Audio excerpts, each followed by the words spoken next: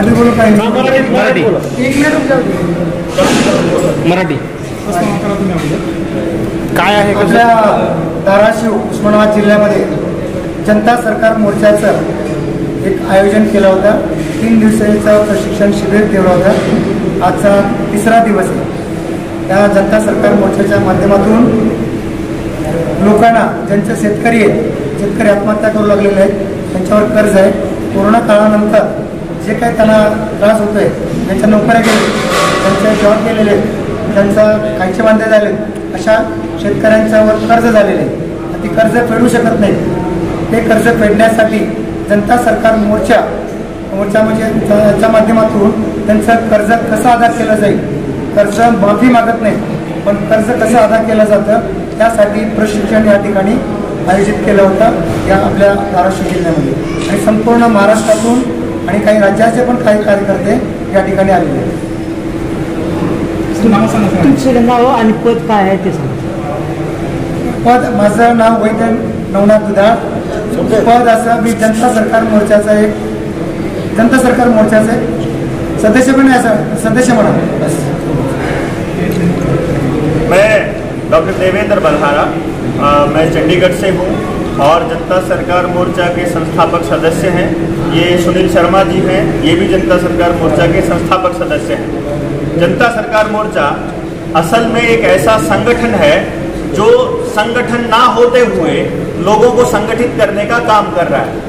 हमारे जनता सरकार मोर्चा में कोई भी पद किसी को नहीं दिया जाता है, इसमें कोई बॉस नहीं है, इसमें कोई अधिकारी नहीं है। इसके अंदर सब लोग पहले दिन से लेकर आखिरी दिन तक केवल सदस्य रहेंगे और जो व्यक्ति जितना ज्यादा काम करेगा उसका नेतृत्व नेचुरल तरीके से, कुदरती तरीके से उभर करके आएगा और जो उसके लोग हैं वो नेचुरली उसको अपना नेतृत्व स्वीकार करेंगे, उसका नेतृत्व स्वीकार करेंगे। इस उद्देश्य से हम लोगों ने जनता सरकार मोर्चा का गठन किया कि समाज में बहुत सारे संगठन हैं जो देश की समस्याओं पर काम कर रहे हैं। सबको ये लगता है कि उनके पास समस्या का समाधान है, जबकि असलियत ये है कि वो समस्या के एक हिस्से पर काम कर रहे होते हैं और अलग अलग हिस्सों पर उनकी नजर नहीं जाती है। तो हमने ये सोचा कि क्यों ना एक ऐसा संगठन बनाया जाए जिसके अंदर अगर एक समस्या के 100 हिस्से हैं और एक व्यक्ति एक हिस्से पर काम करेगा, बजाय इसके एक आदमी के ऊपर 100 की 100 समस्याओं का समाधान, 100 के 100 हिस्सों का समाधान करने की जिम्मेदारी हो, इसकी बजाय हम लोग एक व्यक्ति अगर एक समस्या का समाधान करता है तो 100 व्यक्ति मिल करके पूरी समस्या को जड़ से खत्म कर सकते हैं। इस तरह से जनता सरकार मोर्चा ने यह निर्णय लिया कि हम लोग शिक्षा, स्वास्थ्य, न्याय, राजनीति और खेती के ऊपर इस तरीके से काम करेंगे कि हम लोग इसमें से पूंजीवाद का खात्मा कर सकें। क्योंकि यदि शिक्षा में पूंजीवाद रहेगा तो केवल अमीरों के बच्चों को ही अच्छी शिक्षा का अधिकार रहेगा। अगर खेती में पूंजीवाद रहेगा तो केवल अमीर आदमी ही खेती कर पाएंगे। स्वास्थ्य में पूंजीवाद हावी रहेगा तो केवल अमीरों के बच्चों को ही स्वस्थ रहने का अधिकार होगा। राजनीति में पूंजीवाद रहेगा तो वहां पर भी केवल अमीर लोग ही राजनीति में जाएंगे और नीतियां बनाने का काम केवल अमीर लोग ही कर पाएंगे। और आप देखेंगे पंचायती राज में भी अगर पूंजीवाद हावी रहेगा तो अमीर लोग ही फैसले लेंगे। न्यायालय में भी अगर फैसले लेने में भी जब हम ये बात करते हैं कि न्यायिक प्रक्रिया में भी अगर पूंजीवाद हावी रहेगा तो आप देखेंगे कि पुलिस वाले को, वकील को, जज को देने के लिए गरीब आदमी के पास पैसे नहीं है, फिर केवल फैसले किए जाएंगे, न्याय नहीं होगा। इसलिए जनता सरकार मोर्चा ने यह तय किया कि ये सारी की सारी सेवाएं स्थानीय स्तर पर लोगों के बीच हो, जो कि हमारे डीएनए में, हमारे खून में, हमारी स्मृति में, हमारी संस्कृति में, हमारी सभ्यता में पहले से ही मौजूद है और हम लोग पूरे अच्छे तरीके से इस चीज का निर्वहन हजारों सालों से करते आ रहे हैं। इसमें कहीं भी पीछे जाने की बात नहीं है, बल्कि असलियत बात है जिसके अंदर हम लोग प्रकृति के साथ सामंजस्य बिठाते हुए पूरे सामाजिक न्याय की प्रक्रिया से गुजरते हुए हर व्यक्ति को न्याय मिल सके, ये जनता सरकार मोर्चा का निर्णय है। साथ में जनता सरकार मोर्चा का एक उद्देश्य है कि इसके अंदर जल, जंगल, जमीन और जानवर का ऊपर फैसला लेने का हक केवल जन का होगा और वो भी स्थानीय जन का। तो यहाँ 5 जय पर काम किया जाएगा। जल, जंगल, जमीन और जानवर, इनसे संबंधित फैसला लेगा वहां का स्थानीय जन। ये मुख्य हम लोगों का उद्देश्य है। इस उद्देश्य के चलते हम लोग पूरे देश भर में लोगों को एक साथ लेकर के आ रहे हैं। जो राजीव भाई के समर्थक हैं, जो आर्य समाज को फॉलो करते हैं, जो लोग भारतीय संस्कृति की रक्षा करते हैं, जिन लोगों को ये लगता है कि हम सबको मिलकर के अपने समाज का निर्माण करना चाहिए और पूंजीवादी ताकतों को इस देश से बाहर करना चाहिए, विदेशी कंपनियों को यहाँ से निकालना चाहिए, वो सारे लोग एक साथ इकट्ठे होकर के आ रहे हैं, हम लोगों का साथ दे रहे हैं। और साथ में हम लोगों ने के पास आरबीआई से संबंधित और बैंकिंग से जुड़ी कुछ ऐसे दस्तावेज हमारे हाथ लगे हैं जो ये साबित करते हैं कि पूरी बैंकिंग व्यवस्था एक बहुत बड़ा फ्रॉड है, देश के लोगों के साथ धोखा हो रहा है, हमारे रुपए को मिट्टी में मिला करके उनके पूरी जिंदगी की कमाई को हथियाया जा रहा है। केवल कागजी टुकड़ों के बदले में हमारी असली पूंजी, हमारी खेती, हमारे धन, हमारा अधिकार, हमारा अनाज, हमारा श्रम, उन सब को बिल्कुल कागज के टुकड़ों में तब्दील किया जा रहा है। और जब हम इन दस्तावेजों को जब हम सामने लेकर के आए, जब हम आरबीआई के आर्काइव से वो कागज निकाल कर लाए, तो हमको मालूम पड़ता है कि paper currency act 1882, coinage act 1906, आपका आरबीआई एक्ट 1934 और इसके साथ साथ आईपीसी की धारा 489 के अनुसार और आरबीआई एक्ट की धारा 24 के अनुसार आप ये साबित होता है कि हमारे 1 रुपए की जो कीमत है वो 777 मिलीग्राम सोने के बराबर है। और ये हमको नहीं दिया जाता, हमको एक कागज का टुकड़ा दिया जाता है जिसमें 1 रुपए में हमको चाय भी नहीं मिलती है। और उस असली धन को, उस असली सोने को वो लोग लूट लूट करके बैंक ऑफ इंग्लैंड के अंदर लेकर के जा रहे हैं। और ये आज से नहीं हो रहा, ये आजादी से पहले से हो रहा है। जब 1934 में रॉथस्चाइल्ड के रिकमेंडेशन पर रॉयल कमीशन बना और उस रॉयल कमीशन की रिकमेंडेशन पर अंग्रेजों ने आरबीआई की स्थापना की। और ये आरबीआई न केवल इंडिया में बना बल्कि पूरी दुनिया के हर मुल्क के अंदर एक रिजर्व बैंक बना, जिसका काम था उस देश की असली मुद्रा को, उस देश के असली धन को इकट्ठा करके वहां इंग्लैंड लेकर के जाना। जब उस टाइम पर पूरी दुनिया में अंग्रेजों का शासन हुआ करता था और ये कहा जाता था कि अंग्रेजों का सूरज कभी नहीं डूबता है, जहां जहां अंग्रेजों का शासन रहा वहीं पर पीनल कोड लेकर के आए। जब हमारा 1860 के अंदर इंडियन पीनल कोड आया, आपको ध्यान हो 1857 की क्रांति हुई। 1857 की क्रांति के बाद उसके 3 साल बाद 1860 में आईपीसी बना और उसके 1 साल बाद हमारा इंडियन पुलिस एक्ट बना। यानी पुलिस की स्थापना और इस कानून की स्थापना हुई थी क्रांतिकारियों को दबाने के लिए, ना कि हमारी न्याय व्यवस्था को सुधारने के लिए। तब से लेके आज तक इतने करोड़ों की संख्या में केस दर्ज हैं, किसी व्यक्ति को न्याय नहीं मिलता इस देश के अंदर, क्योंकि न्याय प्रणाली खत्म होकर के केवल फैसलों की प्रणाली है। यहां पर न्याय अफोर्डेबल है तो आपको मिलेगा, आपके पास पैसा है, धन बल है, जनबल है, पार्टी में हो, कंपनियों के मालिक हो तो आपको अपनी मर्जी से न्याय होगा।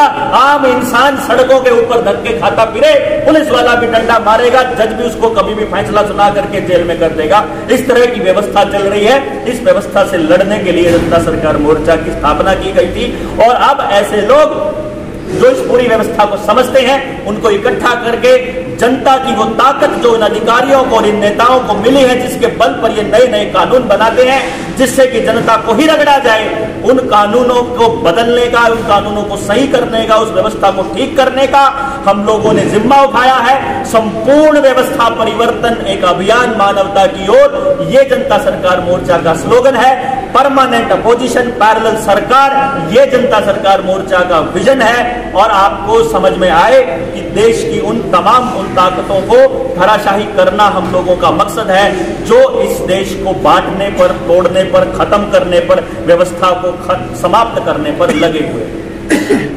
कितने राज्यों में काम करते हैं और आपके सदस्य कितने हैं?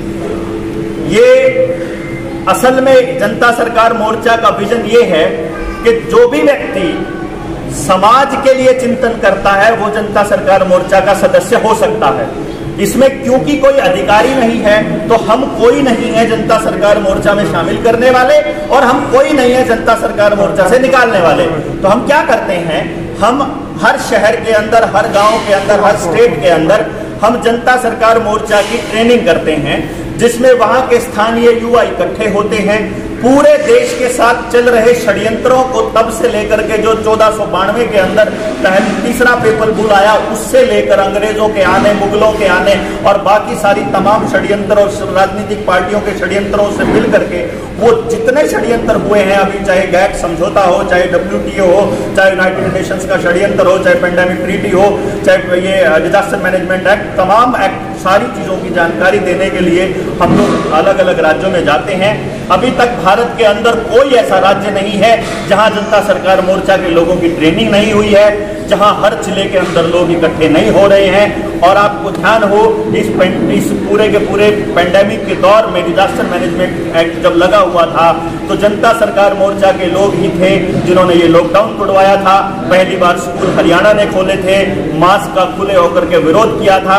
मैं 3 दिन जेल में रहा था और बाहर आने के बाद हमने ऐलान किया था कि हम ये गुलामी स्वीकार नहीं करेंगे और तुम लोग जो ये केमिकल शरीरों में डालकर हम लोगों को बीमार करने का षड्यंत्र रच रहे हो, हम इस षड्यंत्र के खिलाफत करते हैं। और इस खिलाफत के बाद पूरे देश के अंदर क्रांति की ज्वाला उठी और पूरा देश में वो लोग जो भी इस अभियान को समझते हैं, जो व्यवस्था परिवर्तन को समझते हैं, वो सब साथ आ रहे हैं। पूरा देश इकट्ठा हो रहा है और आने वाले वक्त में इन पार्टीवादियों से छुट्टी मिल करके लोगों के अंदर, लोगों के आखिरी आदमी की भी आवाज सुनी जाए, ऐसी व्यवस्था बनाने का विजन सवाल नहीं रखते हैं। इसलिए हम इस गिनती को बिल्कुल नहीं करते हैं और ये काम स्थानीय लोगों का है।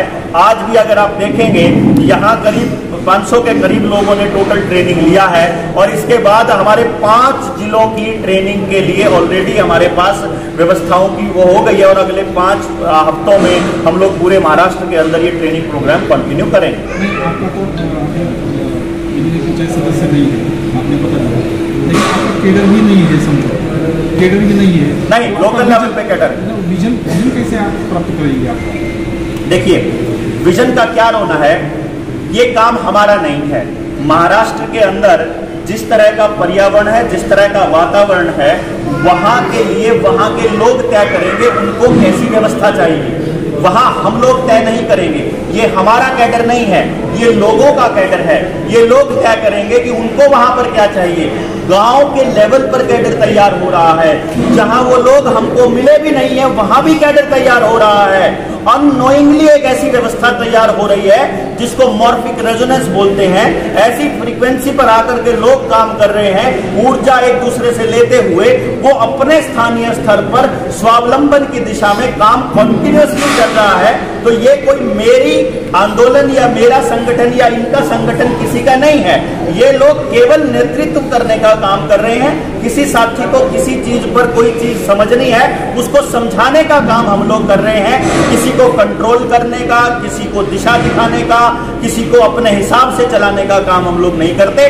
वो लोग अपने लेवल पर जहां काम कर रहे हैं वहां जिस भी चीज की जरूरत पड़ती है, जैसे किसी गांव को मान लीजिए पंचगव्य चिकित्सक की जरूरत पड़ती है, तो हम पूरे भारत में नजदीकी पंचगव्य चिकित्सक से संपर्क करके उसके वहां ट्रेनिंग का अरेंजमेंट करते हैं। यहाँ सुनील भाई खेती पर काम करते हैं, पहली बार पूरी पैदावार बिना केमिकल, बिना बाजार, ये इनका विजन है। पिछले 12 सालों से ये मेमटेक हैं, कॉलेज के अंदर प्रोफेसर थे, इन्होंने नौकरी छोड़कर खेती के ऊपर काम करना शुरू किया। तो किसी भी गांव, पूरे देश के अंदर किसी को भी अपने गांव में ऐसी खेती चालू करनी है जहां पर बिना केमिकल के काम शुरू करना है, तो वहां जाकर के ट्रेनिंग देने का काम ये करते हैं। मैं देवेंद्र बलहारा, मैंने एक ऐसी टेक्निक इजाद की है जिसकी मदद से हम 3 साल के बच्चे से लेकर किसी भी उम्र के बच्चे को ये बता सकते हैं कि इस बच्चे का जन्म किस तरह के काम करने के लिए हुआ है और इसको कैसा दिमाग में दिया है परमात्मा ने। तो जहां शिक्षा के मामले में किसी को ट्रेनिंग की जरूरत पड़ती है, काउंसलिंग के मामले में, तो वहां जाकर के हम ट्रेनिंग देते हैं। जहां न्यू वर्ल्ड ऑर्डर पे समझना होता है वहां जाकर के ट्रेनिंग देते हैं। जहां कर्ज मुक्ति पर बात करनी होती है वहां जाकर के ट्रेनिंग देते हैं। हम किसी भी ऐसे व्यक्ति को फ्री नहीं छोड़ते, किसी भी ऐसे व्यक्ति को मुक्त नहीं करते जो समाज के लिए लड़ना चाहता है और उसको अभाव है समझ का, तो वो समझ देने का काम जनता सरकार मोर्चा करता है। हम केवल कानून की वो धाराएं, कानून के वो कागज जो आरबीआई के आर्काइव से हमको मिले हैं, हम बैंकों के सामने रखते हैं। हम बैंकों को ये बताते हैं, पहला नियम, किसी भी बैंक को, किसी भी व्यावसायिक बैंक को आपको ब्याज पर लोन देने का कोई सर्टिफिकेट, कोई मतलब उसको कोई एफिलिएशन ही नहीं है, यानी कि उसकी कोई क्रेडिबिलिटी ही नहीं है कि वो किसी को दे सकता है। दूसरे नंबर पे बैंकों की बैलेंस शीट के अंदर कहीं भी ये लिखा नहीं होता है कि बैंकों ने आपको लोन दिया है। अगर मैंने लोन लिया है तो बैंक के पास वो कौन सा धन था जिसमें से कम हुआ, जिसको लोन कहते हैं, वो लोन बैंक के पास होता ही नहीं है। बैंक हवा में पैसा छापता रहता है, आपको लोन देता है और अपनी एसेट बढ़ाता रहता है। तीसरा कानून ये कहता है कि बैंक ने हमारे साथ झूठे और नकली नोटों में, नकली करेंसी में कारोबार किया। नकली करेंसी इसलिए कहा जाता है क्योंकि भारत में पेपर करेंसी एक्ट 1882 के तहत हमारे 1 रुपए की कीमत है 777 मिलीग्राम सोना। उसके हिसाब से हमारे जो ये नोट हैं, इन नोटों के ऊपर आप कभी भी देखिए, इस नोट पे लिखा होता है गारंटीड बाय सेंट्रल गवर्नमेंट। तो आपको जानकर हैरानी होगी कि सेंट्रल गवर्नमेंट नाम की कोई चीज भारत में एग्जिस्ट ही नहीं करती। अगर भारत सरकार की बात की जाए तो उसको यूनियन ऑफ इंडिया कहा जाता है या गवर्नमेंट ऑफ इंडिया कहा जाता है। कहीं पर भी सेंट्रल गवर्नमेंट नाम का कोई शब्द ना किसी लोकसभा में, ना किसी सरकारी आधिकारिक दस्तावेज में लिखा जाता है। कार्य बात अलग है, जब कोई चीज है ही नहीं, उसकी गारंटी वाला नोट आप लोग इस्तेमाल कर रहे हो। तीसरा जो इसके अंदर सबूत होता है कि जो गवर्नर का प्रोमिसरी नोट है, जिसको वायदा पत्र कहते हैं, पुराने वक्त में हुंडी कहा जाता है, असली जो प्रोमिसरी नोट है, एफिडेविट है जनता के नाम, जिसमें आपके नोट के ऊपर लिखा होता है I promise to pay the bearer the sum of ₹100। अभी केवल इतना लिखा होता है, लेकिन असलियत में हमारा जो गवर्नर का असली वचन खंड है वो ये है कि I promise to pay the bearer on demand the sum of ₹100 and नीचे लिखा होता है at any office of issue. वो नोट हमारे पास मौजूद है, जो आपको पूरा दस्तावेज के साथ में हम साबित करते हैं बैंकों के साथ कि तुमने हमसे नकली नोटों में कारोबार किया तो तुम्हारे ऊपर FIR होगी। भारत के अंदर, भारत की IPC के अंदर बैंकों के इस फ्रॉड के खिलाफ पहले से ही कानून मौजूद है। तो आपको जानकर के हैरानी होगी जब हम बैंकों को ये कहते हैं कि आपने ये गलत काम हमारे साथ किया है, हम लोग आपका पूरा पैसा देने को तैयार हैं, लेकिन पहले आप हमको ये बताइए क्या आपने हमको वैध रुपया दिया था या अवैध रुपया दिया था। और उसके बाद हम उनको ये बताते हैं कि हमारे वैध रुपये की जो कीमत है वो 777 मिलीग्राम सोना है, और आपका जो पैसा आप ये दे रहे हो, कागज का टुकड़ा, ये रुपया है जो मैं आपको अगर आपको दिखाऊं, इसके ऊपर बड़े साफ साफ शब्दों में लिखा है I promise to pay the bearer on demand the sum of ₹5 और नीचे लिखा है at any office of issue. तो आपको समझ में आएगा कि असली नोट ये था जिसके बराबर में सोना हमारे पास RBI में जमा होता है। आपके टैक्स के रूप में ही सरकारों को क्यों देता है जब सरकार अपनी मर्जी से नोट छाप करती है? तो कोई नियम होता है, उस नियम के अंदर ये बात होती है कि इस देश में 34 लाख करोड़ रुपए की करेंसी अवेलेबल है, करेंसी नोट, और इस देश के लोगों के ऊपर 156 लाख करोड़ रुपए का कर्ज है। इसका मतलब यह है कि अगर आज बैंक बर्बाद हो जाते हैं तो 122 लाख करोड़ रुपए की प्रॉपर्टी नीलाम होना तय है। और यही कारण है कि आपके आसपास कर्जे से आत्महत्या करने वाले लोगों की संख्या बढ़ रही है, कर्जदारों की संख्या बढ़ रही है, कर्जे से नीलाम होने वाली प्रॉपर्टियों की संख्या बढ़ रही है, और ये संख्या लगातार बढ़ती ही जा रही है। ये कम होने का कभी नाम नहीं लेगी, और धीरे धीरे सरकार मार्केट से रुपए को निकाल करके आपको CBDC दे रही है, डिजिटल करेंसी। आपकी अगली पीढ़ी, जैसे ये पीढ़ी को ये नहीं मालूम कि आपके दादा का दिया हुआ 10 रुपए में कितना सोना रखा था, आपकी अगली पीढ़ी को ये भी नहीं पता होगा कि नोट क्या होते हैं। वो तो मोबाइल से UPI कोड में ट्रांसफर किए हुए डिजिट को ही पैसा मानने लग जाएगी, और यही सबसे बड़ा मानवता के इतिहास का फ्रॉड होगा। आपका न्याय नहीं है क्या? भारत की न्याय प्रणाली के ऊपर हमें बिल्कुल भरोसा नहीं है, क्योंकि भारत की न्याय प्रणाली में कोई न्याय नहीं होता, केवल फैसले होते हैं, और फैसले केवल अमीरों के हक में होते हैं, क्योंकि पूंजीवादी व्यवस्था सरकारों को बनाती है और वही सरकारें इन सारी चीजों के ऊपर निर्णय लेती है। जब जज लगाने की, जजों के ट्रांसफर करने की, उनको काबू करने की सारा सिस्टम सरकारों के हाथ में रहेगा तो जज कैसे इंडिपेंडेंट रहेंगे? जब जजों के पास हमारे फैसले सुनने के लिए 5-5 साल, 10-10 साल, 20-20 साल समय नहीं मिलता है तो न्याय delayed, justice delayed, justice denied, तो जस्टिस कहाँ मिलता है? न्याय कहाँ मिलता है? जेलों में जाकर के पता कीजिए, असली अपराधी बाहर घूम रहे हैं, संसद में बैठे हैं, विधानसभा में बैठे हैं। 42% हीनियस क्राइम करने वाले लोग इस देश की संसद और विधानसभाओं में बैठे हैं, तो आपको न्याय की उम्मीद किससे करनी है? ये तो समझने की बात है। चुनाव लड़ने में बिल्कुल भरोसा नहीं करती, चुनाव लड़वाने में भरोसा करती है। हम जनता को इतना जागरूक करने वाले हैं। आप उधर पीछे देखिए, जनता सरकार मोर्चा के लोगों के अंदर आपको क्या नजर आ रहा है?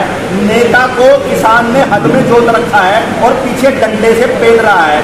उसको ये यकीन दिलाना, उसको बताना है कि तुझे जो ताकत मिली है वो मेरी वोट से मिली है, तुमको जो अधिकार मिला है पॉलिसी बनाने का वो मेरी वोट से मिला है, वो मैंने दिया है, तुम नीतियां मेरे हिसाब से बनाओगे।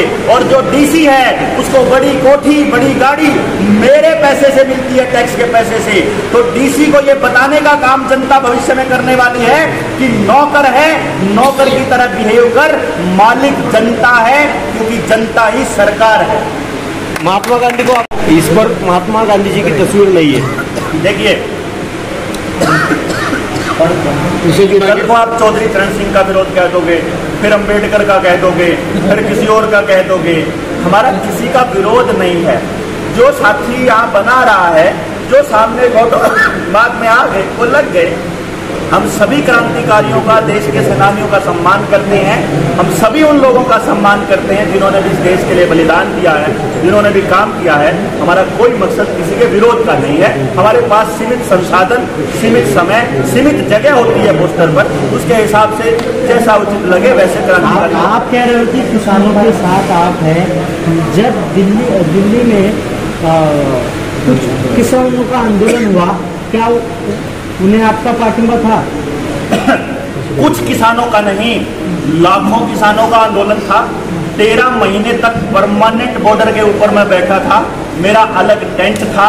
मैं टीचर हूं बाय प्रोफेशन, जिसमें मैंने 2012 में नौकरी छोड़ दी थी और मैंने अपनी उस विद्या का इस्तेमाल करते हुए गांव-गांव जाकर लोगों को तीनों कानून, चाहे एसेंशियल कमोडिटी एक्ट हो, चाहे आपका मंडी का एक्ट हो, चाहे आपका कॉन्ट्रैक्ट फार्मिंग का एक्ट हो, तीनों कानूनों की एक एक चीज वैसे ही बताई थी जैसे आज पेंडेमिक ट्रीटी के बारे में बता रहे हैं, जैसे आज न्यू वर्ल्ड ऑर्डर के बारे में बता रहे हैं, जैसे आने वाले पानी के बिल, बिजली के बिल, बीज के बिल, जहाँ ये सारे के सारे नए नए कानूनों के बारे में जो सब बता रहे हैं, ये काम हम बहुत पहले से करते आ रहे हैं। राज्य घटना में न्याय व्यवस्था को सबसे बड़ा दर्जा माना जाता है, लेकिन वही दर्जा आप मान नहीं रहे हो। नहीं, मैं मान नहीं रहा हूँ, ऐसा नहीं बोल रहा हूँ। मुझे भरोसा नहीं है, मैं ऐसा बोल रहा हूँ। मुझे भरोसा नहीं है, मेरा व्यक्तिगत विचार है। मैं ये बोल रहा हूँ कि मुझे भरोसा नहीं है। आप बता दीजिए आपको भरोसा है तो। अगर यहाँ बैठे हुए किसी आज जनता में पूछिए, जाकर के लोगों से पूछिए तो सही, उनकी सुनने वाला कोई है क्या? कोई एक व्यक्ति है क्या सुनने वाला? कोई एक व्यक्ति तो हो यार। कोई एमएलए, कोई सरपंच, कोई पंच, कोई एमपी, कोई प्रधानमंत्री, कोई मुख्यमंत्री, कोई पुलिस वाला, कोई जज, कोई वकील, कोई तो हो सुनने वाला। कोई है क्या? कोई नहीं है भाई। ये तो आपस में भी लड़े हुए हैं सबके सब। ऊपर से बैंक वालों ने कर्जे के चक्कर में घर के नीलाम करने के लिए सारा का सारा बीड़ा उठा रखा है। मैं नहीं कहता हूँ, न्याय व्यवस्था को रखा उन्होंने सर्वोपरि, उन्होंने रखा। मुझे न्याय नहीं मिलता, मुझे मालूम। मैं 1 साल 8 महीने 9 महीने पहले 2 जनवरी को 3 जनवरी 2022 को मैं गिरफ्तार हुआ मास्क वाले मामले में। ठीक है, मैं गिरफ्तार हो गया। ऑन रिकॉर्ड पूरी दुनिया ने वीडियो देखा। 5-6 करोड़ लोगों ने रात में वीडियो देख लिया। सबको पता लग गया मेरे ऊपर क्या आरोप लगाया पुलिस ने मालूम है? ये पुलिस अधिकारी को जान से मारने की धमकी दे रहा था। धारा 188 के अंदर डिजास्टर मैनेजमेंट एक्ट का विरोध कर रहा था, सरकारी काम में बाधा डाल रहा था और ये हम लोगों को जान से मार रहा था। ये मेरे ऊपर आरोप लगा करके, धाराएं लगा करके मुझे 3 दिन जेल में रखा। मैं जेल से बाहर आया। बाहर आने के बाद आज तक हर महीने तारीख पे तारीख जा रहा हूं। 1 साल 9 महीने हो गए हैं, आज तक पुलिस के आईओ ने जज के पास जाकर, कोर्ट में जाकर मेरे ऊपर आरोप दाखिल नहीं किया है और मुझे प्रताड़ित किया जा रहा है, और ऐसे ऐसे लाखों करोड़ों लोगों को प्रताड़ित किया जा रहा है। ये न्याय व्यवस्था है। जज की इतनी औकात नहीं है कि वो पुलिस अधिकारी को ये कह सके कि इस आदमी का कसूर क्या था, पहले बता तो दो 3 दिन जेल में क्यों रखा था, क्योंकि वो वीडियो है, सारा सबूत है। अपनी मर्जी से किसके हाथ में कलम आ गई, कुछ भी छाप देगा हमारे खिलाफ, कुछ भी लिख देगा, किसी को भी अंदर कर देगा, किसी को भी मार देगा। जेल के अंदर नहीं मौतें होती हैं क्या? हवालात के अंदर नहीं मौतें होती हैं क्या? ये सब इसी न्याय व्यवस्था का हिस्सा है मेरे दोस्त। आप सड़क पे चलते हुए अपराधियों को तो संरक्षण देने का काम पुलिस बड़े आराम से करती है, और जो आम आदमी होता है उस आम इंसान के चालान काटने का काम करती है।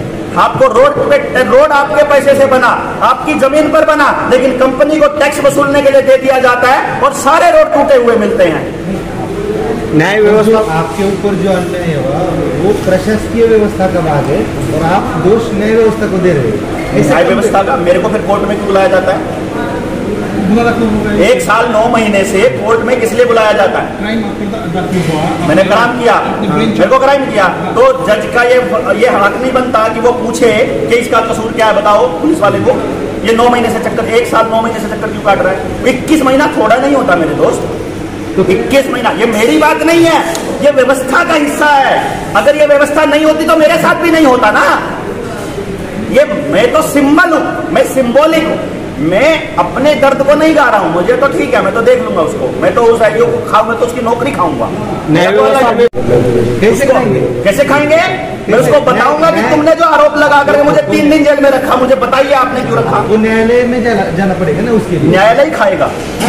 न्याय विश्वास क्यों नहीं? अभी खाएगा जब देखूंगा। न्याय प्रणाली पर विश्वास नहीं। न्याय व्यवस्था में कुछ बदलाव करने की जरूरत है। जनता सरकार मोर्चा की मीटिंग को न्याय व्यवस्था और मेरी व्यवस्था पर पोर्ट करने की कोशिश मत कीजिए। जहां मुद्दा है उस पर बात कीजिए। ये बहुत जल्दी न्याय मिल जाता है। आप मुझे बताइए, लोअर कोर्ट ने एक फैसला दिया, लोअर कोर्ट ने एक फैसला दिया, सुप्रीम कोर्ट ने उस फैसले को उलट दिया। एक जज को सजा होनी चाहिए कि नहीं होनी चाहिए? एक जज तो गलत है ना उसके अंदर, पक्का रिस्पॉन्सिबिलिटी तय होनी चाहिए।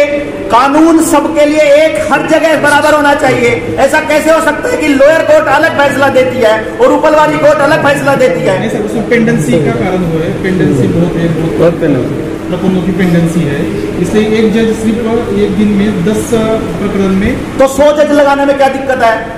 इस देश की जनता अपना पेट काट काट के टैक्स दे ही जा रही है, 1000 जज लगाने में क्या दिक्कत है? कोर्ट खोलने में क्या दिक्कत है? रोड भी तो बन रहे हैं, एलिवेटेड हाईवे, एलिवेटेड ये ट्रैक भी तो बन रहे हैं। अडानी अंबानी को भी तो सारे अधिकारी सौंपे जा रहे हैं। आपका तो विश्वास नहीं है ना? मेरे से क्या लेना है आपको? जिसको विश्वास है वो जाए ना, हम तो जा ही रहे हैं दक्षिण खाने। इसमें आप एक बात देखें, आपको क्या बदलाव? एक छोटी सी बात, एक सोचिए, की व्यवस्था जो प्राकृतिक न्याय होता है, जहाँ प्राकृतिक न्याय के अंदर एक नियम होता है, किसी के साथ भी अन्याय ना हो, ये एक नियम है। और न्याय जल्दी हो, जिसके साथ भी हो जल्दी हो। महीने भीतर चोर को सजा मिलनी चाहिए, डाकू को सजा मिलनी चाहिए, हत्यारे को सजा मिलनी चाहिए। यहाँ सजा मिलनी चाहिए महीने भीतर। महीने के बाद अगर सजा मिलती है, 6-6 महीने साल भर लग जाते हैं, उस व्यक्ति भूल जाते हैं भाई साहब मैंने आज कोई गलती की है, मुझे महीने भीतर सजा हो जाए तो मेरे समाज में ऐसा मैसेज चला जाएगा कि दूसरा कोई आदमी वो जुर्म नहीं करेगा। लेकिन अगर मुझे सजा ही 15 साल के बाद मिलेगी, या मैं उस वक्त मुक्त हो जाऊंगा जिस वक्त, मान लो मेरा गवाही मर गया या मेरे ऊपर आरोप लगाने वाला व्यक्ति मर गया, तो मैं बाइज्जत बरी हो जाऊंगा। तो जुर्म करने वाला आदमी अगर 15 साल बाद बाइज्जत बरी हो जाता है तो किसी का न्याय पर भरोसा रहेगा क्या? क्या आपको उसके लिए जैसे कानून की जरूरत है? संविधान बदलना चाहिए। ऐसी मांगे क्या आपकी? संविधान बदलना चाहिए ऐसी मांगे क्या आपकी? नहीं, मैंने संविधान के ऊपर तो कोई बात नहीं। न्याय व्यवस्था, ये संविधान में ऐसा नहीं कहा कि आप 2-2 साल तक चुनाव मतलब जज मत चुनिए, या ये नहीं कहा कि फैसले जो है वो 20-20 साल तक लटकाते रहिए। संविधान ने ऐसे थोड़ी बोला है। संविधान ने तो बोला है कि आपको न्याय मिलना चाहिए। संविधान ने तो कहा है कि हर व्यक्ति के मौलिक अधिकारों की रक्षा होनी चाहिए। अभी पेंडेमिक आ रहा था, आपके सारे मौलिक अधिकार पुलिस वाले आपको डंडे मार मार के, सबको मार मार के, अब आपके सामने आपके मौलिक अधिकारों का हनन हो रहा था। सरकार ने कोर्ट में कहा कि हमने किसी के साथ जबरदस्ती नहीं किया वैक्सीनेशन के मामले में। नहीं किया हो तो बताओ, आपके मौलिक अधिकार आपकी आंखों के सामने छीने गए और न्यायालय चुप था। हाई कोर्ट के अंदर, हर कोर्ट के अंदर आपका वैक्सीन के सर्टिफिकेट के बिना एंट्री बैन था। कोर्ट ने आपके मौलिक अधिकारों का हनन अपनी आंखों के सामने भी देखा होते हुए और खुद भी किया। न्यायालयांची, मी मराठीत विचारतो सर, तुम्ही थोडंसं व्यवस्थित सांगा, न्यायालयांची निर्मिती करणं किंवा न्याय व्यवस्था न्याय व्यवस्था का अपडेटेशन करना ये राज्यकर्ताओं का काम है, लेकिन राज्यकर्ता वो कर नहीं रहे, तो इसका मतलब न्याय व्यवस्था ही खराब है, हम कैसे बोल सकते हैं? अगर आप कह रहे हैं कि न्याय व्यवस्था सबसे ऊपर है, तो वो राज्य को निर्देशित करे कि न्याय व्यवस्था दुरुस्त करो। अगर वो सबसे ऊपर है, अगर राज्य सबसे ऊपर है, फिर न्याय व्यवस्था को सबसे ऊपर मत बोलो। पैरेलल है, 3 पैरेलल है, पैरेलल है, पैरेलल है, पैरेलल है। सबसे ऊपर बोला आपने, बोला सबसे ऊपर। 4 जो पिलर है ना वो पैरेलल है, आपने सबसे ऊपर बोला था, मैंने अल्टीमेट डिसीजन न्याय व्यवस्था का रहता है। उसमें आप अल्टीमेट डिसीजन क्या है न्याय व्यवस्था का? कि हम लोग जजों की नियुक्ति नहीं करें और हम लोग न्याय को लटकाते रहें। देखो सर, मैं ऐसा नहीं मानता। ये सब के सब एक ही सिरे से चले हुए हैं, सब एक सूत्र के धागे हैं, सब आपस में मिलकर के काम करते हैं और पूरी व्यवस्था यही है। इसीलिए हमने ये नहीं कहा हम न्याय व्यवस्था को बदलने वाले हैं, हमने ये नहीं कहा हम कानून व्यवस्था को बदलने वाले हैं, हमने ये ही नहीं कहा कि हम चुनाव लड़ने वाले हैं, हमने कहा संपूर्ण व्यवस्था परिवर्तन। यानी कि अगर मेरे गांव के अंदर कोई गलत काम होता है तो गांव के लोग बैठे अपनी न्याय की कमेटी बने, अगर उनको लगता है कि किसी ने गलती की है वही गांव अपने हिसाब से अपना न्याय कर ले, क्योंकि कोर्ट में तो फैसले ही होने हैं, वहां तो केवल फैसले होंगे। न्याय अगर आपको लगता है, जिसको लगता है वो कोर्ट में चला जाए। आपके सामने है कितना सच आ रहा है, टेलीविजन में क्या चल रहा है, टेलीविजन को कौन ऑन करता है, टेलीविजन में किस तरह की न्यूज आती है, किस चैनल के पास कितने रिपोर्टर हैं, कौन चैनल ग्राउंड पर कितनी रिपोर्टिंग करता है, कौन अखबार कितनी रिपोर्टिंग करता है, रिपोर्टर्स बैठ करके कैसे खबरों का आकलन करते हैं और कैसे लिखते हैं और कैसे भेजते हैं, मुझसे ज्यादा आप लोग जानते हैं। क्योंकि आप रिपोर्टर कितनी ही ईमानदारी से रिपोर्टिंग कीजिए, यदि आप किसी व्यवस्था के अंडर काम करते हैं तो जो आपका एडिटर या आपके अखबार का मालिक कहेगा आपको उसी हिसाब से लिखना पड़ेगा। परसेप्शन बनाते हुए मैंने अपनी आंखों से भी देखा है कुछ लोगों को जिनका जमीर जिंदा नहीं है, वो एक ही खबर को नेगेटिव भी चला सकते हैं, पॉजिटिव भी चला सकते हैं। सारा दिमाग का खेल है और लोगों में परसेप्शन बनाने के लिए चुनाव के वक्त ये सब किया जाता है, ये आपको मालूम है। पेड न्यूज क्या होती है ये भी आपको मालूम है, कौन लोग कितने ईमानदारी से काम करते हैं ये भी आपको मालूम है। हमें बताने की जरूरत मुझे लगता नहीं है। वापस मुड़ने में क्या तकलीफ है? यदि आप रास्ता ढूंढते ढूंढते गलत चले गए थे तो वहां ढूंढिए कहां क्या गलती हो गई, क्यों इतना करप्शन बढ़ा, क्यों इतने रिश्ते टूटे, क्यों समाज में भाईचारा टूटा, क्यों हम लोग डिप्रेशन में हैं, क्यों हमारी बेरोजगारी का बुरा हाल है, क्यों हमारे बच्चों का बुरा हाल है। इस पर बैठ कर समाज को चिंतन तो करना ही पड़ेगा ना। क्या फिर से खाप पंचायत, वो जो जात पंचायती वगैरे जर खाप पंचायतीने सपोर्ट करणार आहेत का? देखिए न्याय व्यवस्थापन गाव स्तरावर आणायचं असं म्हणालं होतं। नहीं, आप कह रहे हैं कि गाँव स्तर पर न्याय व्यवस्था लानी चाहिए, तो खाप पंचायत में, जात पंचायत, खाप पंचायत तो आप उसको कुछ भी नाम ले लीजिए, उसको जस्टिस कमेटी नाम दे दीजिए, आप गांव की कमेटी नाम दे दीजिए, उसमें नामों में क्यों उलझ रहे हैं हम? हमें तो न्याय से मतलब है। आप व्यवस्था के अंदर फंसने की जरूरत नहीं है, आपको नामों में उलझने की जरूरत नहीं है, आपको जरूरत है सिद्धांत फॉलो करने की कि न्याय की परिभाषा क्या रहेगी, अन्याय की परिभाषा क्या रहेगी, उसको गांव कैसे तय करेगा। ये बड़े गहन चिंतन और गहन इस विवरण का विषय है। इस पर आप लंबी चर्चाएं करेंगे, लंबी बातचीत होगी, लोग अपनी राय देंगे, लोग इसमें जिम्मेदारियां लेंगे, पूरा लिटरेचर बनेगा, पूरा तरीके से चलेंगे, हर जगह के हिसाब से वहां तय होगा। ये कोई व्यवस्था हम बनाने वाले नहीं है, वहां के लोग अपनी व्यवस्था बनाएंगे, ये हमारा विचार हुई। उसके लिए आईपीसी 1860 में बना और उसके लिए पुलिस एक्ट 1861 में बना। क्रांतिकारियों को दबाने के लिए पुलिस बनी थी, देश में रक्षा के लिए पुलिस नहीं बनी थी। आज भी पुलिस का काम क्या है? वो हफ्ता लेने का काम भी करती है, देने का काम भी करती है, वो चालान काटने का काम भी करती है, आपकी सुरक्षा के अलावा बाकी सब कुछ करती है। पुलिस की जरूरत नहीं है फिर? जब न्याय व्यवस्था हमारी आपस की, जब निगरानी व्यवस्था अपनी है, पुलिस का काम क्या है? आप बताइए, पुलिस चालान काटने के अलावा कुछ कर रही है? अगर क्राइम होता है तो क्या? अगर आंदोलन, अगर हम डिमांड करते हैं सरकार से तो हमको डंडे पे ले जाते हैं, और अगर आंदोलन नहीं होता तो चालान पे ले जाते हैं। इसके अलावा पुलिस का कोई काम नहीं। Civil code, uniform civil code universal basic income और वन नेशन वन इलेक्शन बहुत बड़ा गेम है। इसी का नाम है न्यू वर्ल्ड ऑर्डर। आपकी सारी जमीनें हथियाना, आपको कर्जे में रखना, सोशल क्रेडिट स्कोर लाना, सारे देश की विविधता को समाप्त करना।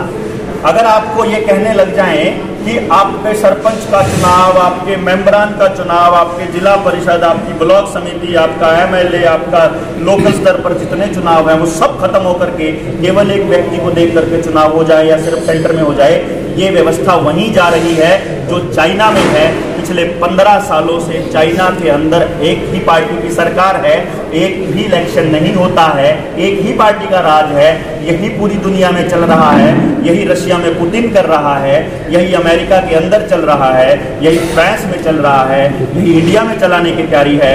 रॉथशाइल्ड, रॉकफेलर और बिल गेट्स के गुलाम इसी चीज के पक्ष में काम कर रहे हैं। ये अपने देश के लिए सबसे बड़ा खतरा है। ये जनता सरकार मोर्चा का स्टैंड है। महाराष्ट्रामध्ये जनता सरकार मोर्चाच्या माध्यमातून 3 दिवसाचं प्रशिक्षण शिबिर आयोजित केलं होतं। ह्या शिबिराचे हे कोणाचं वैयक्तिक नाही आहे, हे आयोजक म्हणजे जनता सरकार मोर्चा, जनताच आयोजक, असं वैयक्तिक कोणीही नाही। आणि ह्याची सुरुवात डॉक्टर देवेंद्र बलाराजी यांनी पंजाबमधून सुरुवात केलेली आहे आणि महाराष्ट्रामध्ये हे प्रथमच होत आहे।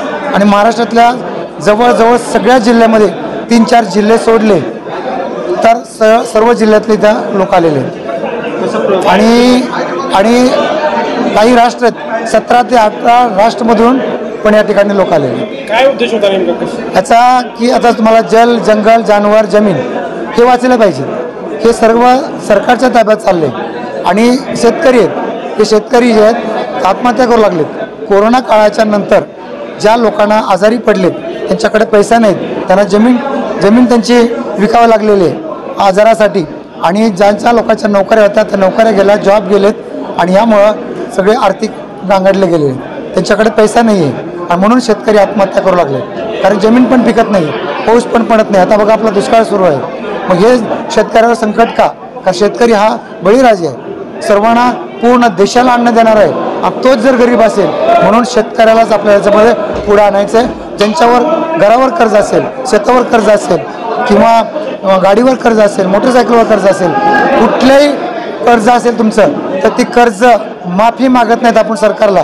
ते कर्ज काय करतोय आपण, माफी मागत नाहीत, अदा करतोय, म्हणजे कर्ज नील करतोय, आपण पैसे देऊन नील करतोय। त्यांनी सांगितलं आता तुम्हाला की 1 रुपयाची किंमत 770 मिलीग्राम सोने, म्हणजे पैशाच्या हिशोबात जर बघितलं, पैशाच्या हिशोबात जर पाहिलं तर 1 रुपयाची किंमत 4,500च्या आसपास होती। मग समजा तुमचं जर 4.5 लाखाचं लोन असेल तर तुमचं किती रुपयात होणार आहे?